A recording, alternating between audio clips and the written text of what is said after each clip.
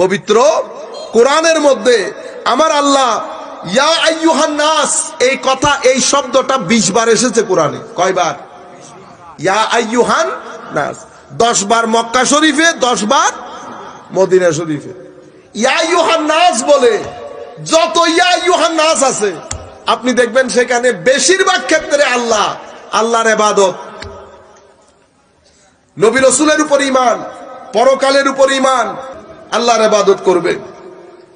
সেই মহান সত্তা তিনি যিনি আসমান থেকে পানি বর্ষণ করেন, জমিনকে একেবারে বিস্তৃত করে দিয়েছেন।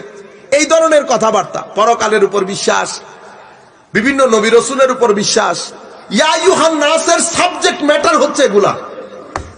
কয়বার এসেছে? 20 বার। 10 বার মক্কা শরীফে, 10 বার মদিনা শরীফে। কোরআন শরীফ পড়ার সময় আপনারা দেখবেন আরেকটা আছে, ইয়া আইয়ুহাল্লাযীনা আমানু।